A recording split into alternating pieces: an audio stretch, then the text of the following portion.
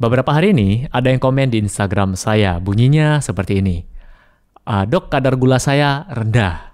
Saya butuh gula. Apakah Anda termasuk orang yang seperti itu? Tonton slide yang satu ini.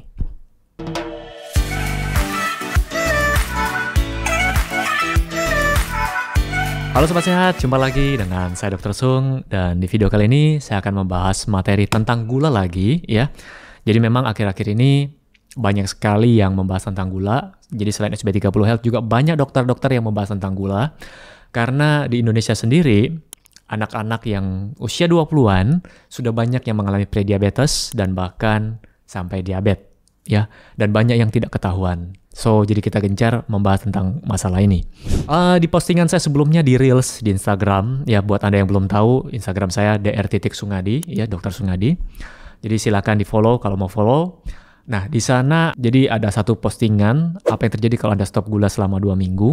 Ya, jadi ada benefitnya yang saya berikan di sana. Dan ditonton sudah lebih dari 3 juta orang. Komennya 2.000 lebih. Jadi kemarin saya sempatkan untuk baca-baca. Dan saya ketemu bukan cuma satu sih, ada beberapa. Intinya adalah mereka mengeluhkan kalau kadar gula darah mereka itu rendah. Dan mereka harus tetap konsumsi gula. Sedangkan yang lainnya sudah tidak mengkonsumsi gula, ada yang sudah 2 bulan, ada yang sudah bertahun-tahun malahan. Tapi kenapa tubuh mereka baik-baik saja? Ya, setelah saya tanya kembali, kadar gula darah kamu berapa? Gitu. Ada yang menjawab 80 sekian, 90 sekian, 70 sekian. Lah, itu kan normal, bukan rendah. Ya, jadi mereka khawatir kalau tidak mengkonsumsi gula darahnya akan rendah. Oke. Nah, kadar gula darah rendah adalah kadar gula darah yang di bawah 70 mg per desiliter. Itu sudah termasuk hipoglikemia.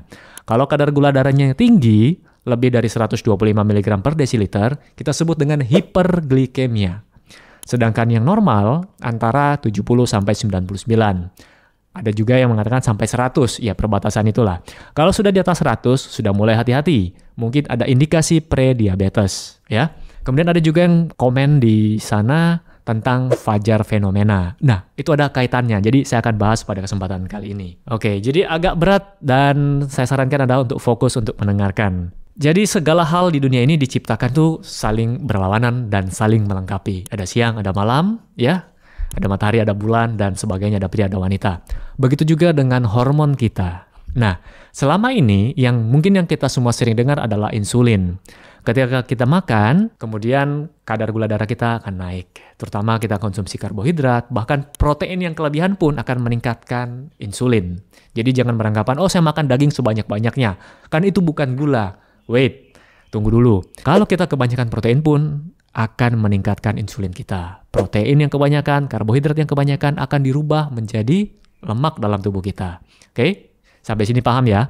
Nah, ketika kita mengkonsumsi makanan, ada karbohidrat, ada protein, ada lemak yang baik, ya, ada sayur-sayuran, itu semua bagus untuk tubuh Anda dan tidak meningkatkan kadar gula darah kita. Jadi kadar gula darah kita naiknya pelan-pelan, turunnya akan pelan-pelan. Berbeda dengan kita hanya mengkonsumsi gula saja, ya. Itulah sebabnya kenapa saya men-challenge orang-orang, terutama di Instagram, 2 minggu deh coba Anda tidak mengkonsumsi gula. Apa manfaatnya? Ya, silakan buat yang mau coba, silakan coba. Nah, bagi beberapa orang ada yang udah takut duluan nih. Kalau kadar gula darah saya drop gimana? Tidak akan drop. Kalau kondisi tubuh Anda normal, gula darah Anda tidak akan drop. Banyak yang melakukan intermittent fasting 16 jam, 17 jam, bahkan ada yang sampai lebih dari 24 jam, kadar gula darah mereka tidak drop. Ini yang mau saya jelaskan. Ada namanya Down phenomenon atau fenomena fajar. Jadi, ketika kita makan, gula darah kita naik, ada insulin yang bertugas untuk menurunkan kadar gula darah kita dengan cara membawa gula darah kita ke dalam sel. Kemudian gula darah kita yang berlebihan, energi yang berlebihan tadi akan disimpan di liver, di hati, dan di otot sebagai glikogen, ya. Jadi di sana disimpan. Misalnya contohnya gini, kita pergi ke pasar atau kita pergi ke supermarket, kita beli sayur-sayuran, kita beli daging, kita beli ikan, kita beli tempe, tahu, banyak, ya. Persiapan buat 1 minggu. Kita taruh di mana? Kita taruh di kulkas kelebihannya. Yang kita bisa makan hari ini, kita makan hari ini, kita masak. Sisanya kita akan simpan di kulkas. Begitu juga dengan tubuh kita. Kelebihan energi, ya, kelebihan gula tadi, kelebihan karbohidrat tadi dirubah jadi glukosa, kemudian dimasukkan ke liver dalam bentuk glikogen dan otot. Nah, kemudian pada saat kita tidak makan, dalam tanda kutip kita berpuasa, misalnya kita makan malam terakhir nih jam 6 atau jam 7. Kemudian besok pagi kita bangun jam 7, kita tidak mati kan? Padahal kita sudah tidak mengkonsumsi makanan selama 12 jam. Kenapa Anda takut kalau tidak mengkonsumsi gula dalam waktu cuma sebentar aja? Misalnya dari antara jam makan pagi ke jam makan siang. Kenapa kok takut drop? Jadi ada namanya counter regulatory hormone ya. Jadi hormon ini kebalikannya insulin. Seperti tadi yang saya katakan, saling berlawanan tapi saling melengkapi. Kalau insulin menurunkan kadar gula darah kita, sedangkan counter regulatory hormone, yaitu ada glukagon, kemudian ada adrenalin, ada growth hormone, ada kortisol, ini kebalikannya. Jadi cadangan tadi yang di-deliver kita, di otot kita, ini dikeluarkan kembali, kemudian dipompa ke dalam darah dalam bentuk gula darah. Makanya ada yang nanya, dok saya sudah melakukan intermittent fasting, tapi saya ukur gula darah saya kok cenderung naik. Ya, karena ada counter regulatory hormone tadi. Jadi kita tidak akan mati walaupun kita berpuasa dalam jangka waktu yang lama atau kita banyak berpuasa, kita tidak akan mati karena itu. Selama tubuh Anda normal. Makanya begitu ada yang komen, gula darah saya drop. Apakah Anda mengalami diabetes? Apakah Anda mengkonsumsi obat-obatan untuk menurunkan kadar gula darah? Jadi walaupun Anda berpuasa, kalau tubuh Anda normal, tidak akan sampai membuat gula darah kita drop sampai hipoglikemia. Dia akan meningkatkan sedikit gula darah, tapi masih dalam batas normal. Berbeda dengan pasien-pasien diabetes, nah ketika sudah diabetes, cadangannya ini banyak nih, ya. Gulanya banyak dan ketika hormon counter regulatory hormone ini bekerja, dia bisa meningkatkan gula darah kita dalam jumlah yang besar. Jadi melonjaknya bisa tinggi, turunnya pun bisa dalam gitu.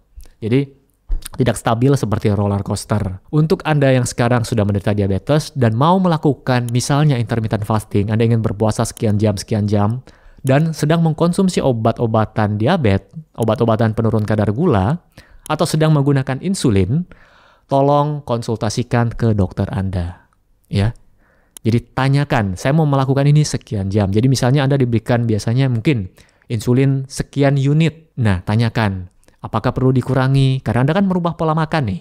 Dan ketika dalam seiring berjalannya waktu, Anda memperbaiki lifestyle Anda memperbaiki hidup Anda, otomatis dosis obat yang tadinya bisa menurunkan kadar gula darah Anda menjadi normal, lama-kelamaan dosis yang sama membuat kadar gula darah Anda akan drop.